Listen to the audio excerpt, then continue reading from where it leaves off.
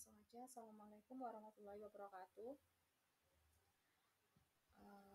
Langsung aja ya, aku mulai penjelasan dari soal 1. Nah, di soal 1 itu di poin 1 ada transaksi menyatakan bahwa untuk memperoleh tambahan kas, PT Momi menjual piutang dagang yang nilainya 100 juta tanpa jaminan kerugian kredit. Biaya beban keuangan atas penjualan piutang dagang ini adalah sebesar 10%. Maka untuk jurnalnya, kas, karena dia membutuhkan sebuah kas, maka dia akan memperoleh sebuah kas bertambah itu sebelah debit, dan dia juga mengakui sebuah beban. Di sini beban bisa macam-macam ya, atau bisa menggunakan beban keuangan, beban pembiayaan, beban administrasi, seperti itu. Untuk penamaannya terserah, yang penting konsisten seperti itu. Dan kreditnya adalah piutang dagang. Kenapa piutang dagang? Karena di sini yang dijual adalah piutang dagang, maka piutang dagangnya berkurang. Piutang dagang berkurang sebelah kredit. Seperti itu. Piutang dagangnya itu yang dijual nominalnya berapa? Di soal 100 juta ya. Dan beban pembiayaannya 10 juta. 10 juta dari 100 juta dikali 10%. Nah, kasnya sisa 90 juta gitu. Kenapa 90 juta? Karena yang semulanya 100 juta karena kepotong beban pembiayaan atau beban keuangan 10 juta, maka sisanya 90 juta. Maka perusahaan hanya menerima kas sebesar 90 juta. Seperti itu. Aku lanjut ke poin 2. Poin 2 di sini menyatakan bahwa untuk memperoleh pinjaman senilai 275 juta, PT Momi menandatangani perjanjian kepada PT Suko Finance atas piutang dagang senilai 325 juta. Biaya atau beban keuangan sebesar 8% dari pinjaman. PT Momi menerima kas dan piutang dagang menjadi jaminan dan diserahkan kepada PT Suko Finance. Nah, di sini kasusnya perusahaan meminjam uang dengan jaminan piutang dagang. Karena meminjam uang, maka kasnya bertambah sebelah debit. Dan mengakui sebagai beban keuangan, berapa persen tadi? 8% dari total pinjaman. Dan utang dagangnya 275. Kenapa di sini utang dagang? Karena PT Momi di sini adalah meminjam uang. Kalau sebuah perusahaan atau perorangan meminjam dana itu namanya adalah utang. Kalau meminjamkan dana namanya piutang, seperti itu. Utang dagang bertambah sebelah kredit ya, 275 juta. Nah, karena yang dibutuhkan 275 juta, maka utangnya 275 juta. Beban keuangan 22 juta dari mana? Dari 275 juta dikali berapa di soal itu? 8%. Kita cek ya. 275 juta dikali 8%. 22 juta. Nah, 275 juta dikurangi 22 juta, sisanya adalah 253 juta. Itu adalah kas yang diterima PT Momi. Di poin 2 ini kita mencatat 2 jurnal. Jurnal pada saat penerimaan uang yang kita pinjam tadi. Yang kedua, kita mencatat piutang dagang yang kita jaminkan. Jadi kalau kita meminjam uang dan menjaminkan sebuah piutang, maka piutang kita itu dikeluarkan. Gitu. Dikasihkan ke kreditur.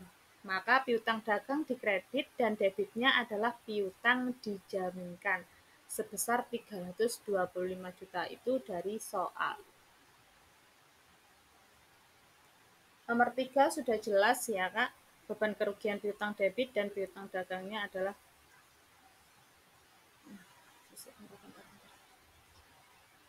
mohon maaf, yang nomor 3 ini kreditnya seharusnya cadangan kerugian piutang.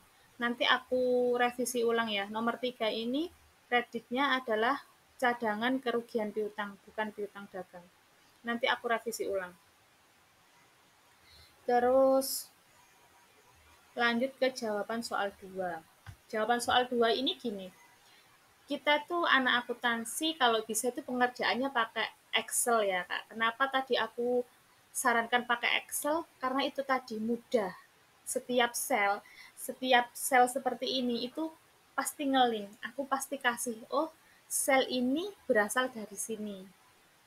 Sel ini berasal dari sini. Itu pasti aku linkkan seperti itu kalau karena tadi aku tawarkan pakai Excel aja ya gitu. Ternyata kakaknya minta Word, oke lah pakai Word. Karena sebenarnya itu pakai Word itu masih butuh penjelasan, sedangkan kalau pakai Excel setiap sel itu ada linknya, ada rumusnya. Dari mana ya angka ini?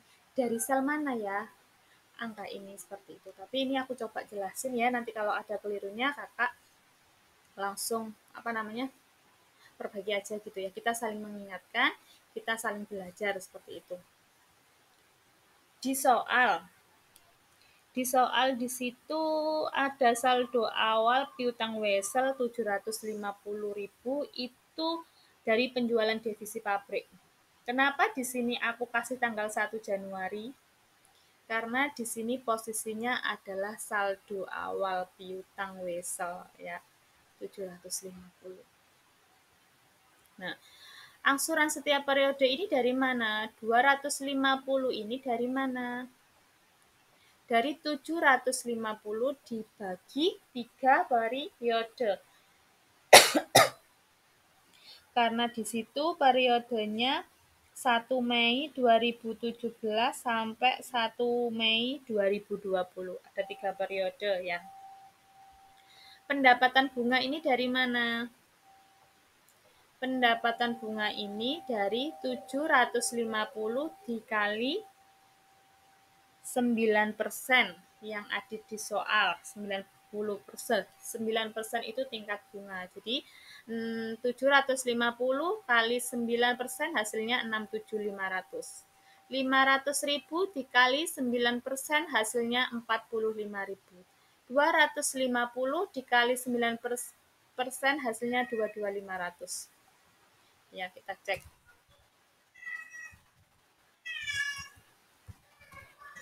Ya, betul.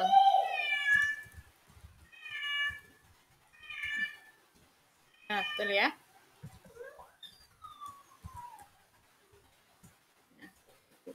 Kas yang diterima angsuran setiap periode ditambah pendapatan bunga. Hasilnya 31.750 seperti itu. Piutang bunga yang diakui per 31 Desember 2018. Kalau 1 Mei kan ini sudah diakui sebagai pendapatan ya, bukan maksudnya sudah diterima kas karena 1 Mei ini posisi kita di 31 Desember. Maka kalau 1 Mei 2018 otomatis kita sudah menerima kas sebesar 31.750 ini. Nah, yang belum kita terima kasnya berapa? 295. Pendapatannya 45. Jadi 45 kali 8 per 12. 8 ini dari mana? 1 Mei 2018 ke 31 Desember itu ada Mei, Juni, Juli, Agustus, September, Oktober, November, Desember. 8 bulan ya. 12 ini adalah periode 1 tahun. 1 tahun ada 12 bulan. Hasilnya 30.000. Ini piutang bunga yang diakui 31 Desember 2018 pada wesel jangka panjang dari penjualan divisi pabrik. Seperti itu. Aku revisi juga tadi. Mohon maaf, tadi aku lihatnya 250, ternyata soalnya 200.000. Ini perhitungannya sama dengan yang ini. Sama persis. Cuma beda angka. angsuran setiap periode yaitu 200.000 dibagi 3. Ya, coba dicek. Ya, saya bulatkan biar nggak bingung seperti itu. Pendapatan bunga dari piutang Wesel dari sini 200.000 dikali berapa persen? 8% ya. Dan 16.000. 133 sekian dikali 8% hasilnya 10.667. Saya cek dulu. Takutnya aku salah hitung.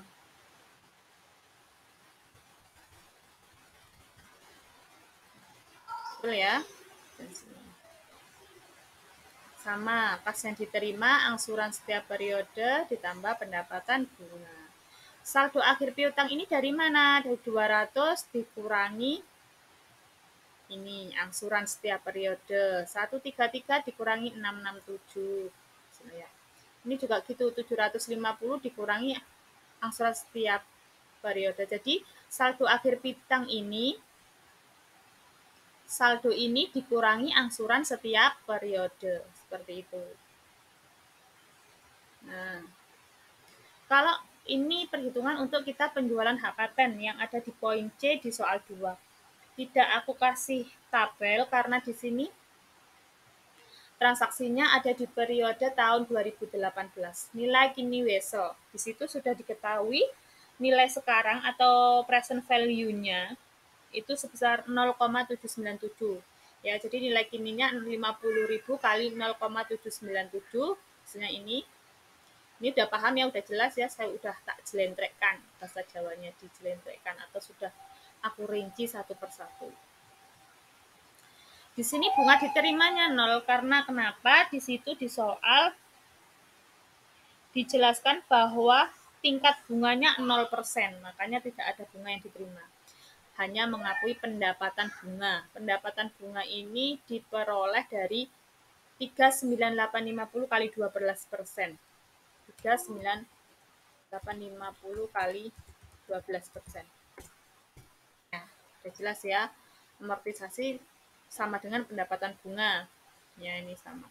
Jadi nilai bukunya 39850 ditambah pendapatan bunga ditambah amortisasi. Ya, seperti itu.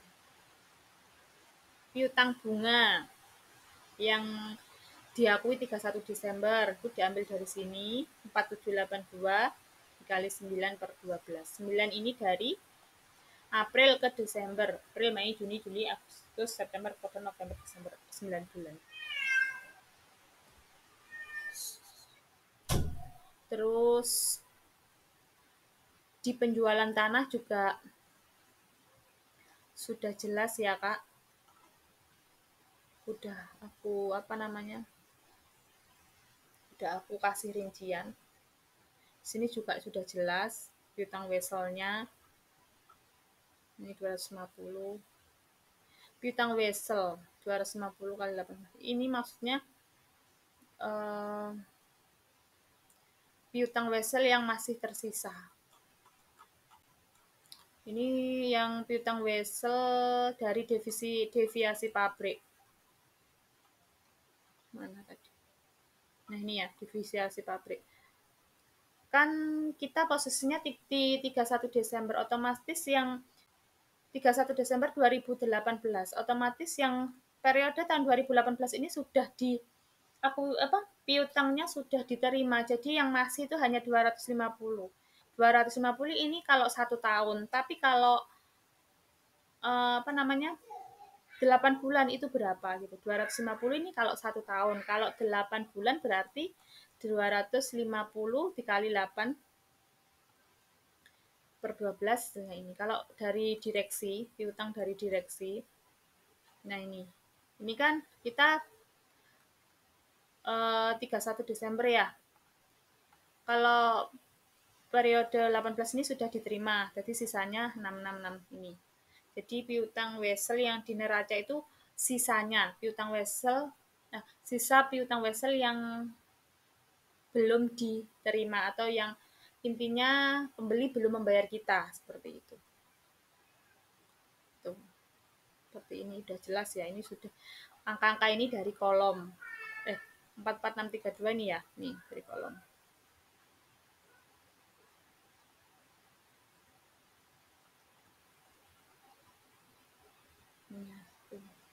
Ini karena laporan posisi keuangannya adalah laporan posisi keuangan sebagian, maka yang aku cantumkan hanya piutang wesel jangka panjang dan piutang bunganya.